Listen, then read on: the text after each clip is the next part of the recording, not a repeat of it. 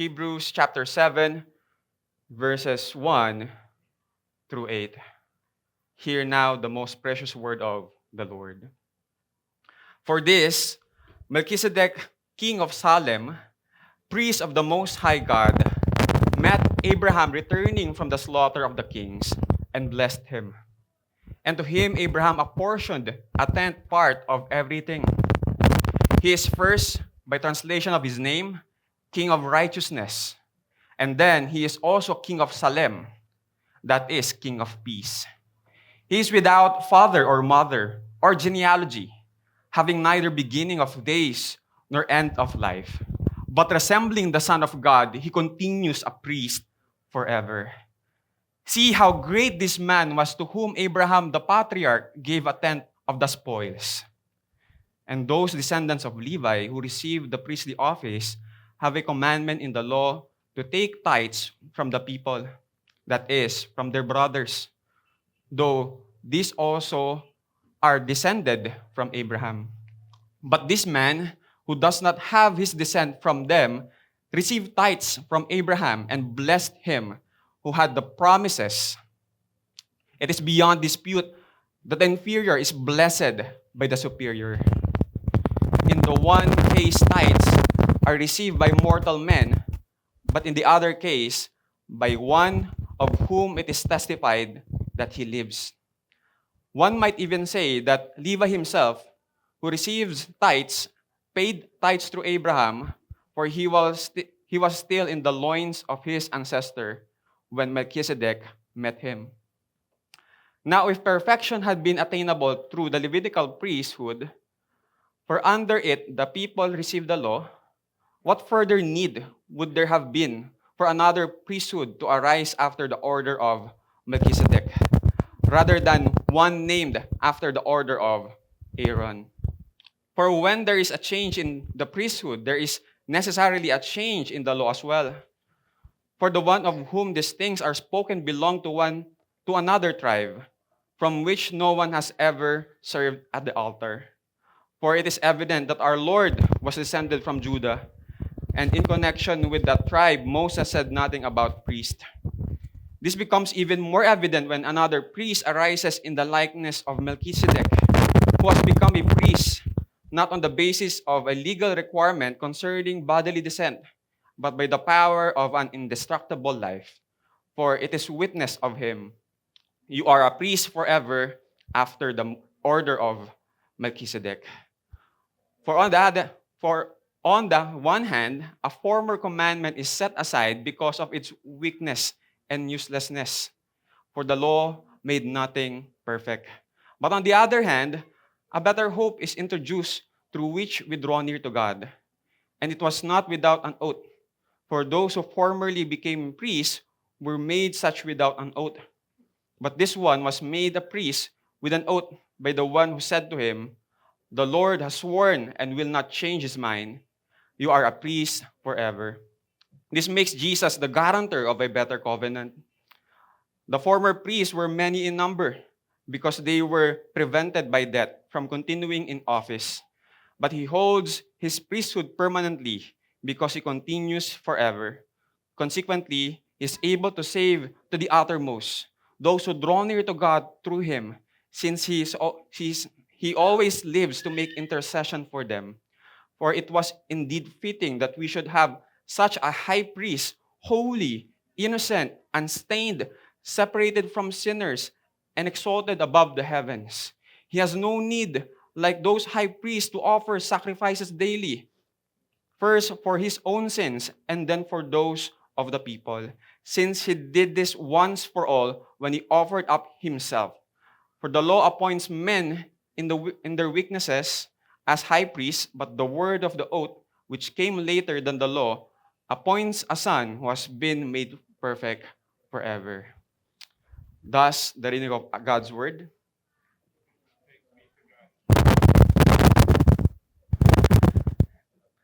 That's a long read.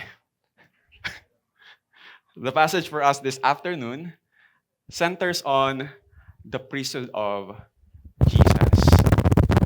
Binasa po natin na verses ay nakasentro sa pagkapunong pari ng ating Panginoong Jesus. In the previous chapters, we already got a glimpse about the priestly role and work of Jesus. Actually, in the first chapter of the book, particularly in verse 3, una pa lamang chapter ng Book of Hebrews, makikita na po natin na meron na siyang pinapatungkulan patungkol sa pagkapunong pari ng ating Panginoong Jesus. In verse 3, the author of Hebrews told us that the Son of God, after making purification for sins, He sat down at the right hand of the Majesty on high. Jesus fulfills the roles of the priest. Although, hindi po nabanggit dyan yung word na priest, He did not mention the office of high priest, we got the idea that it tells us about the priesthood of Jesus. Actually, almost every chapter of the book of Hebrews tells us about the priestly work of Christ. In chapter 2, the author of Hebrews tells us the eternal Son of God became a man in order to suffer death and serve us as our merciful and faithful high priest. In chapter 3, the author of Hebrews exhorted the recipient of the letter to consider Jesus, the apostle and the high priest of our confession. We confess that Jesus is our great high priest whose sacrifice was once for all and provided eternal assurance of salvation to those who believed in Him. In chapter 4, the author of Hebrews highlighted that we have a great high priest who has passed through the heavens, Jesus, the Son of God. In the resurrection and ascension of Jesus, He did not remain passive, but actively made intercession for us.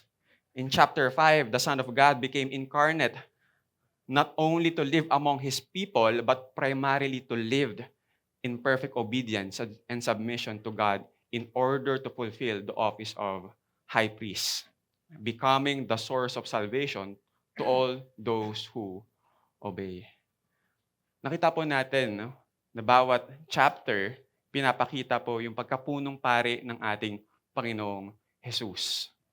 Na dapat po, yung nakatanggap ng sulat na ito ay talagang naintindihan nila yung katotohanan na ito. Ngunit, hindi ayun yung realidad. Kung naalala po natin, sinabi ng author ng Hebrew, they have become dull of hearing. Ayun po yung naging problema ng mga tumanggap ng letra na ito. Hindi po nila naintindihan yung pagkatao at gawa ng ating Panginoong Jesus. In our previous sermon in Hebrews chapter 6, the author of Hebrews said that Jesus became a high priest forever after the order of Melchizedek. Ito po yung pag-aaralan natin ngayong hapon. Because it serves as the transition to our passage this afternoon. The author of Hebrews emphasized the significance of the priesthood of Christ. As we go through every chapter of the book of Hebrews, we see the priestly role and work of Jesus. When we want someone to understand important matters, we repeat it countless times. Kung gusto po natin ipaintindi yung importanteng bagay, ito po ay inuulit-ulit natin upang maintindihan ng kausap natin. Valentine's is quite near. When you love someone, you want them to understand you. Hindi po ba? Kung mahal natin ng isang tao, gusto po natin nauunawaan tayo, naiintindihan tayo. The other way around, you wanted to be understood by someone you loved. You communicate to them what is important to you. It can also be used in general. When we love people, we want to know how important the person and work of Jesus is. Nung nakita po natin na sobrang halaga ni Kristo sa ating buhay, gusto po natin ito ibahagi sa iba. Gusto natin ipaalam ito sa iba. Gusto natin maintindihan nila kung ano yung ginawa at ginanap ni Jesus para sa ating kaligtasan. If you remember, the author of Hebrews called the audience beloved. It means these people are really close to his heart. He did not give up on these people, but instead pushed them to really make them understand the significance of the priesthood of Christ. He even goes to the extent of making sure they truly know who Jesus is and what he has done for them. He goes beyond explaining to them why the new covenant is better and greater in comparison to the old covenant. He retold the Old Testament history for them to comprehend what he is trying to communicate. The author of Hebrews identified the Levitical priesthood and priestly order of Melchizedek for them to see the supremacy of the priesthood of Jesus. He made a long explanation to unfold and unravel to them about the priestly work of Christ. Nais niyo po talaga na ipaintindi sa atin kung sino ba si Jesus. There are no books from the Bible that provide an extensive description of the priesthood of Christ other than the book of Hebrews. So today, we will learn how the author of Hebrews described and defined the priesthood of Christ. So we entitled our sermon this afternoon, Christ, our eternal and perfect high priest. What is the priestly work of Jesus? As we look at our passage, we will see 3 points which we will talk about the priesthood of Christ. First, the author of Hebrews recalls his Jewish audience about the priestly order of Melchizedek, which points to the priesthood of Christ. Yung pagkapunong pari po ni Melchizedek, ito lamang po ay ginamit ng Diyos upang ituro si Kristo. Melchizedek is the type and Jesus is the antitype. Mamaya po, explain natin kung ano po yung ibig sabihin nito. But it means the priesthood of Melchizedek foreshadows the priesthood of Christ. Second, the priesthood of Christ is superior to any previous priest, specifically to the Levitical priesthood. The priesthood of Christ is unique and distinct because it was no part of the tribe of Levi nor under the law of Moses. Meron pong kaibahan yung pagkapunong pari ng ating Panginoong Jesus kumpara sa pagkapunong pari ni Aaron at pagkapunong pari ni Melchizedek. We already know that the priesthood of Jesus is greater and better than the priesthood of Aaron in so many ways. Lastly, the priesthood of Christ is eternal and perfect. The Old Testament priests have limitations and imperfections. They were prevented by death from continuing their priestly work. But Christ holds his priestly work permanently because he lives forever. The priestly work of Jesus offered the sacrifice for the sins and made intercession for the people. This afternoon, the Word of God is teaching us the priesthood of Christ is superior because his perfect sacrifice was offered once for all, and he eternally intercedes on behalf of his people.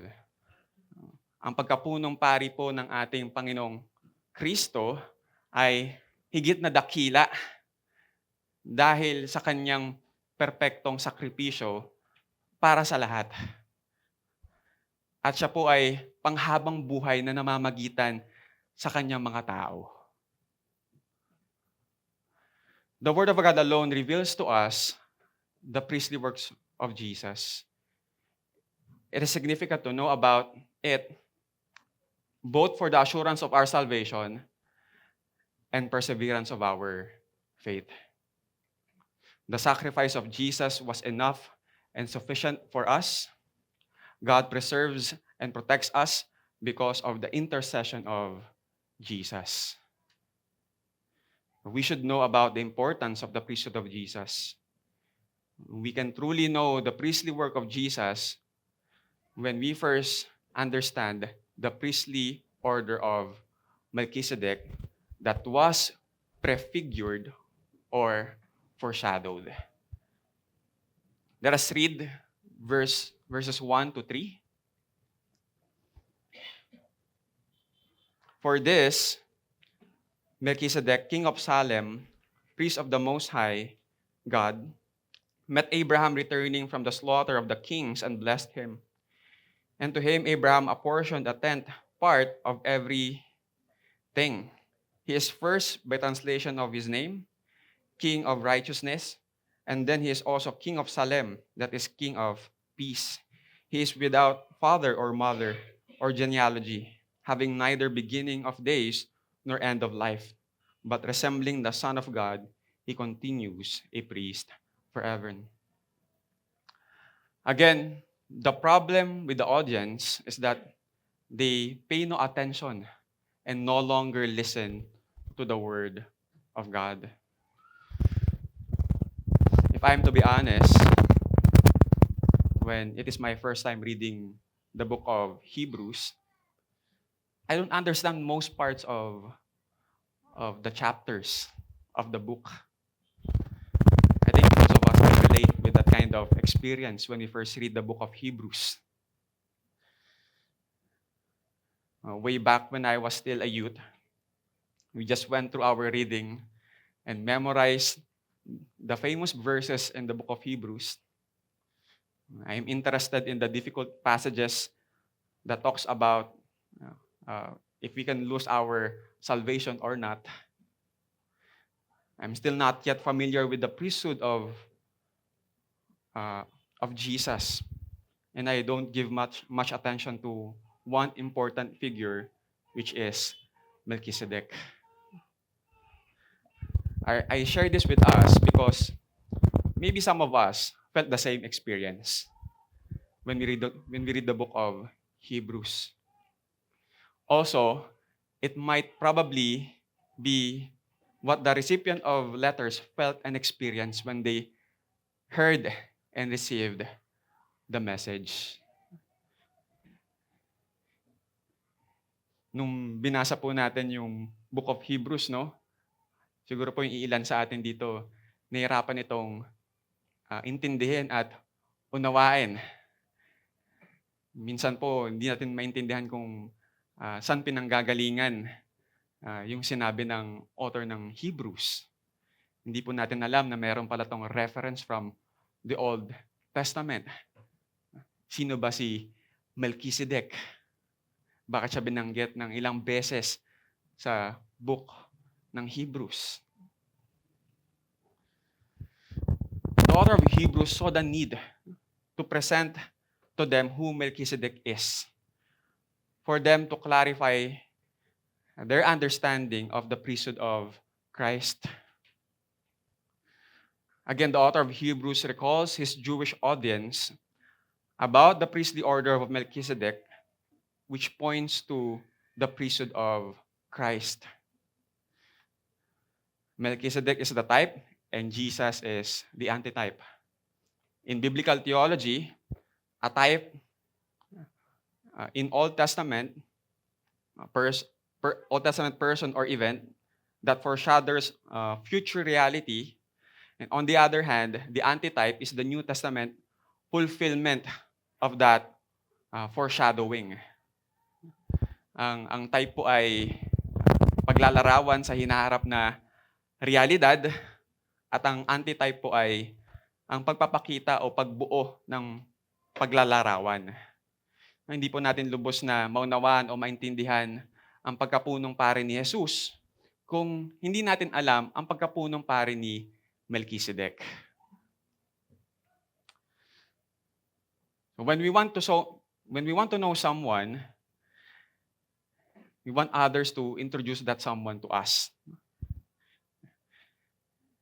When we want to know the priesthood of Melchizedek, because this specific figures points to the priesthood of Jesus, the author of Hebrews introduced Melchizedek to the recipient of the letters.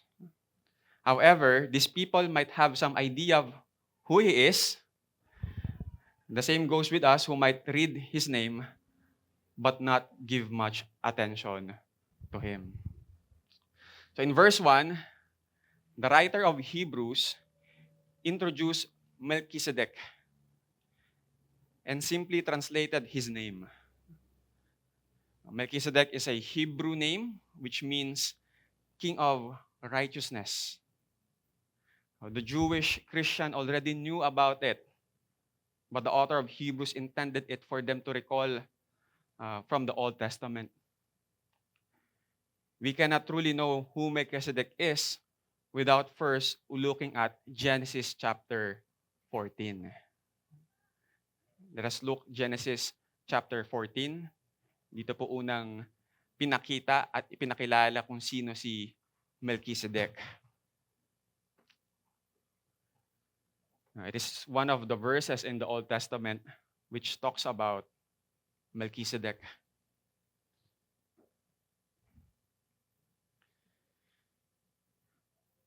I think there are only 2 verses in the Old Testament in which the name of Melchizedek was included.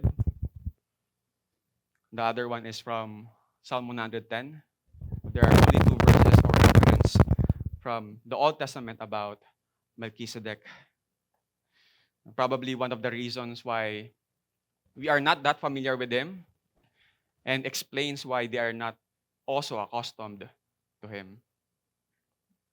Let us look Genesis chapter 14 verses 17 or 18 to 20. It reads, "And Melchizedek, king of Salem, brought out bread and wine. He was priest of God Most High. And he blessed him and said, Blessed be Abram by God Most High, possessor of heaven and earth. And blessed be God Most High, who has delivered your enemies into your hand. And Abram gave him a tenth of everything." So this was the first instance where Melchizedek came into the narrative. He met with Abraham after the slaughter of kings, after the war. Kung maalala ko po ng tama, ito po ay pagkatapos nilang iligtas si Lot. Abraham rescued Lot when he was held captive. Some commentaries said this passage does not explain where Melchizedek came from, how he came to be in Canaan, how he came to be a worshiper and priest of the true God, or how Abram came to know about him. It only states that Melchizedek was there. Hindi po natin alam kung saan nanggaling si Melchizedek. Hindi natin alam kung bakit siya nasa Canaan. Hindi natin alam kung paano siya naging pare, nagsasamba sa Diyos, o paano po siya nakilala ni Abraham. Melchizedek was first introduced as king of Salem. He was the king of peace during the time of Abraham. Napakaganda po nito, no, dahil nasa kalagitnaan o kakatapos lang po ng giyera, tapos may makakilala ka na ang pangalan Melchizedek, King of Salem, King of Peace. Although there are some who say that Salem was the original name of Jerusalem. It means he rules Jerusalem during those times. At the same time, Melchizedek was also the priest of God Most High. Melchizedek was both a king and priest. It is important for us to know these details, for it points to Jesus.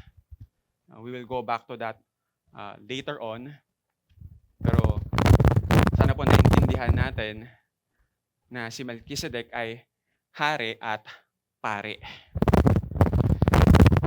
Melchizedek as a priest brought bread and wine. He even served Abraham, which illustrated the Lord's Supper. It foreshadowed the redeeming sacrifice of Jesus, as the bread and wine symbolizes Jesus' body and blood. Yung pagdala po ng tinapay at wine ni Melchizedek ay nangangahulugan, no, ng ginawa ni Kristo, kanyang pagsakripisyo para sa ating kaligtasan. Dito pa lamang po nakikita na natin kung saan po nanggaling yung Lord's Supper, why we do communion. Ito pala yung reference, because the priestly order of Melchizedek once brought bread and wine. Melchizedek blessed Abraham and blessed God. Melchizedek displayed that a priest must have relation with both God and man. And a priest serves both God and man. It is the work of the priest. Every high priest was appointed to act on behalf of men in relation to God, to offer gifts and sacrifices for sins. Abraham was grateful for the blessings he received from Melchizedek. He also blessed Melchizedek by giving him a tenth of everything. Abraham gave the tenth of all his possessions. In verse 2, it says, "And to Melchizedek, Abraham apportioned a tenth part of everything." Abraham gave a tenth of all his possessions to honor Melchizedek. It was to honor the priesthood of Melchizedek. It was to show and display the superiority of Melchizedek compared to the Levitical priesthood. Abraham himself regards the priestly order of Melchizedek. Yung pagbibigay po ng ikapo ng lahat ng ari-arian ni Abraham ay upang ipakita ang kanyang pagrespeto o paggalang sa pagkapunong pari ni Melchizedek. So have you noticed what the author of Hebrews is trying to communicate to us? It displays how we do our worship to the Lord. Every time we meet one another during Lord's Day, when we worship, when we give, and when we partake of the communion, it is a reminder of the priestly work of Jesus. This is how important the priesthood of Jesus is. Sa bawat pagsamba po natin, pakikinig natin ng kanyang salita, sa pakikiisa natin sa fellowship, sa pagpartake ng communion, sa pagiging mapagbigay, lahat ng ito ay pagpapaalala sa pagkapunong pari ng ating Panginoong Jesus. As we continue with verse 2, The author of Hebrews considers Melchizedek's name and title. Again, it was to show honor and respect to the priesthood of Melchizedek. The author of Hebrews said, he is first, by translation of his name, King of Righteousness. And then, he is also King of Salem, that is King of Peace. The name Melchizedek came from the Hebrew word Melchi, which means king, and Tzedek means righteous. He is King of righteousness. Abraham, the father of many nations, met with Melchizedek, the king of righteousness. What a great name they had. I can somehow relate to this. My real name is Joseph. It is also came from the Hebrew word Yasef. It means the Lord shall add. And I only got to appreciate my real name because I was called by my nickname, Sedi, my whole life. I grew up using my nickname. Everyone knows me by Sedi. Others don't even know my real name. I only use my real name when I needed to change my name on Facebook to get some documents in college for some reason. Although it is okay with me to call me Sedi or Joseph. I don't really bother. But for the Jews, the meaning of their name is really important. Their names are part of their identity. Yung pangalan po nila ay kasama ng kanilang pagkatao o pagkakakilanlan. Minsan nga po sa atin din, no, ayaw po natin na niloloko yung surname natin dahil ayun po yung pagkatao natin. Kabilang tayo sa pamilya na iyon. The same goes with the Jewish traditions. Melchizedek's name speaks to how great this figure was. The author of Hebrews even said in verse 4 to emphasize how great Melchizedek was. He said, "See how great this man was, to whom Abraham the patriarch gave a tenth of the spoils." Again, it was to show honor and respect to Melchizedek. He was the king of righteousness and the king of peace. The author of Hebrews saw the significance to tell the meaning of the name of Melchizedek and let the Jews know about his genealogy. When we read the first chapter of the Gospel according to Matthew, Matthew wrote the genealogy for it matters to the Jews. It matters to the Jews to know the descendants of Jesus. Matthew even let them know the meaning of the name of Jesus, which means he will save his people from their sins. It is only through the redeeming sacrifice of Jesus that his people will be saved from their sins. We cannot have righteousness apart from Christ. He is our righteousness, and without his priestly work, we will not have peace both with God and man. The genealogy of Jesus tells us that he was the coming Messiah. On the other hand, Melchizedek has no genealogy. In verse 3, he is without father or mother or genealogy, having neither beginning of days nor end of life. Ibig sabihin po, no, si Melchizedek, hindi po natin nakita sa Biblia kung meron ba siyang tatay o nanay o meron siyang mga kamag-anak. Pero hindi po ibig sabihin na wala talaga siyang nanay o tatay. Some commentaries said that there's nothing said about the genealogy of Melchizedek in general. In Genesis chapter 14 or anywhere else, wala pong nabanggit.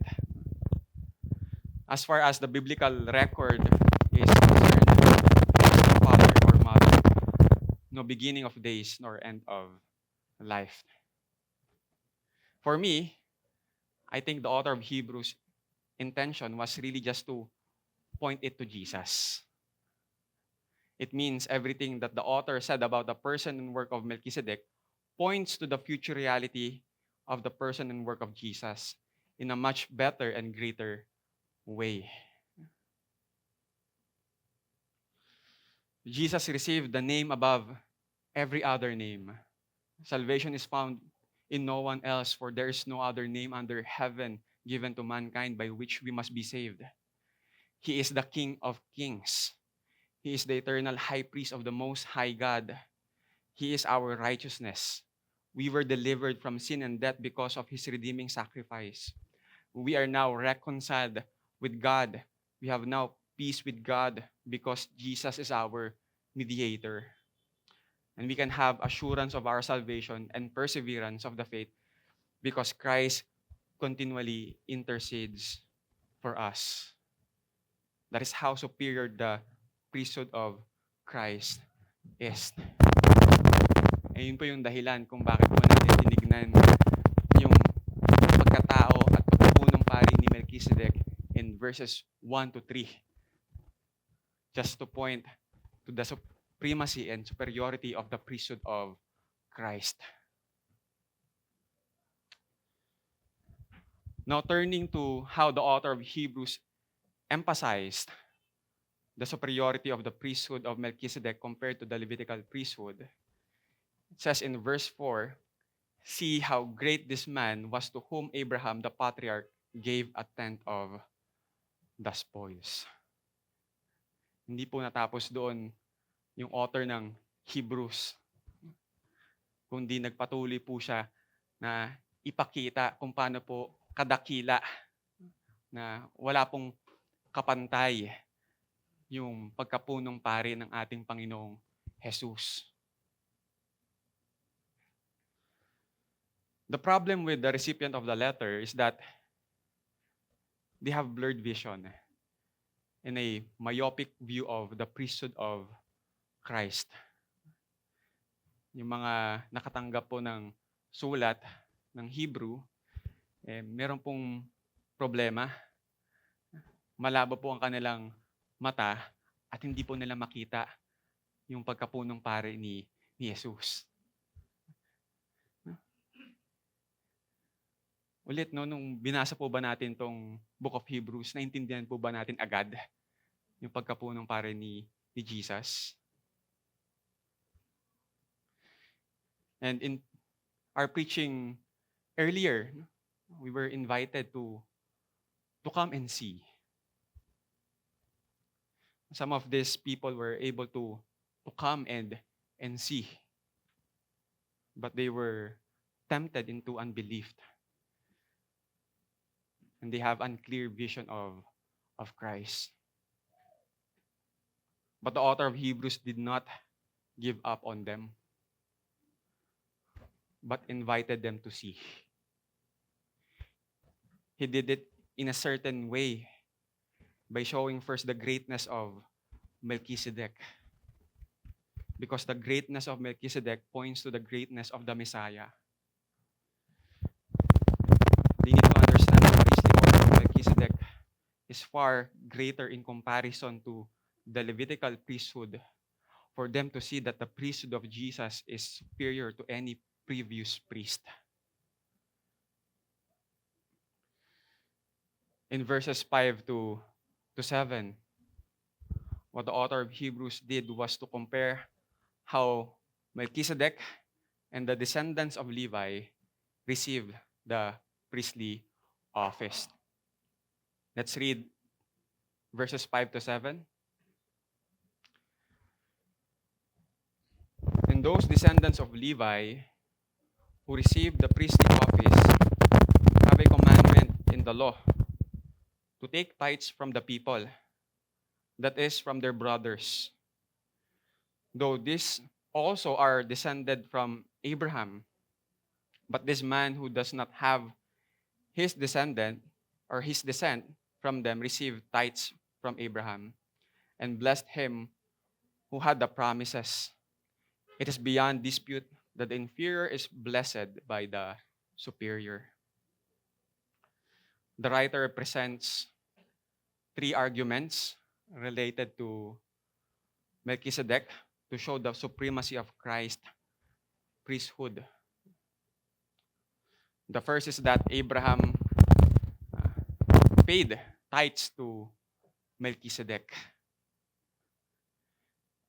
If the Levites, through Abraham, pay the tithe to Melchizedek, then he must be the superior priesthood, logically speaking.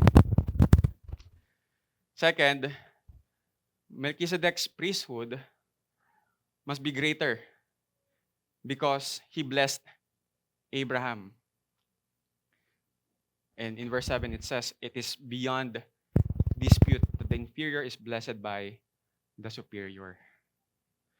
So on that basis, the priesthood represented by Melchizedek must be greater than the one to come from Abraham.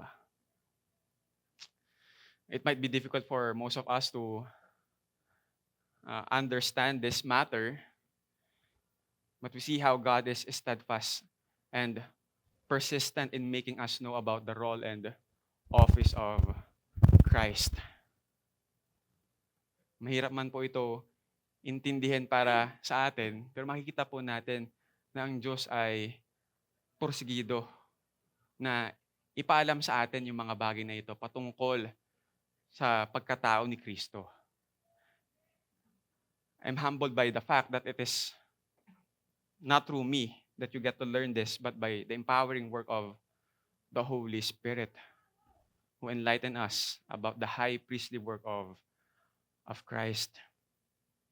And third, as Melchizedek symbolized immortal life, Melchizedek represented a better priesthood than did the mortal Levites. Verse 8 argues, in the one case, tithes are received by mortal men, but in the other case, by one of whom it is testified that he lives. Yung Levitical priesthood po, sila po ay namatay at hindi na nagpatuloy sa kanilang gawain.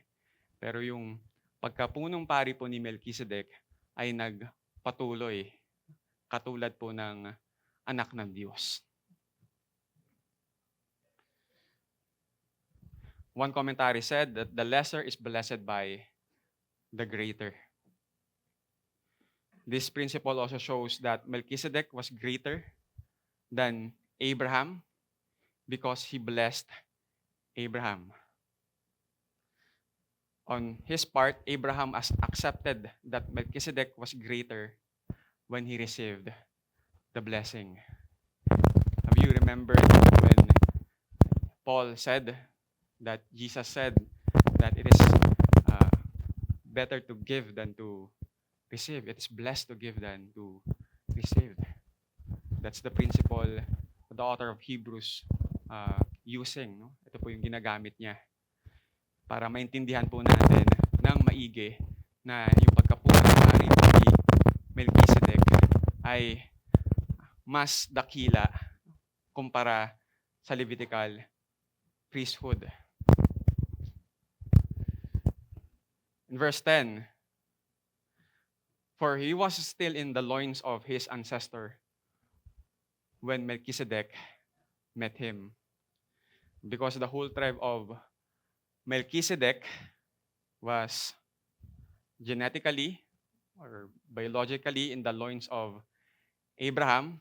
When he did this, we see the Old Testament priesthood paying tithes to the priesthood of Melchizedek. This shows Melchizedek is in a position of authority even over Abraham and his descendant Levi. Sana po naintindihan natin, 'no, kung ano po yung gustong iparating sa atin ng author ng Hebrews. Napakasimple lang po ng punto, 'no, na gusto niya lamang po ipakita yung pagkapunong pari ni Melchizedek ay dakila kumpara sa Levitical priesthood at kahit kay Abraham. At kung maintindihan po natin ito po'y tinuturo na ang priesthood ni Jesus ay higit sa lahat. Higit sa lahat. Dahil siya ay galing sa pagkapunong pari ni Melchizedek. Sana nakuha po natin, 'no, yung gustong iparating sa atin ng salita ng Diyos. Na hindi po natin may kukumpara yung pagkapunong pari ni Jesus. Yung pamamagitan niya sa atin. Patuloy niyang pananalangin sa atin. Hindi po nagtapos ang kanyang gawain nung siya po'y namatay sa krus ng Kalbaryo, kundi ito po'y nagpatuloy. Nung siya po'y nabuhay muli, siya po'y patuloy na aktibo na nananalangin at namamagitan para sa atin. At kahit na po mahirap itong pinag-aaralan natin, makakaasa po tayo na maiintindihan at mauunawaan po natin ito dahil ang Diyos ay porsigido na turuan tayo upang malaman ang mga bagay patungkol sa Kanya. And we will continue our part 2 and part 3 next week. We'll see here that the priesthood of Christ is superior because His perfect sacrifice was offered once for all, and He eternally intercedes on behalf of His people.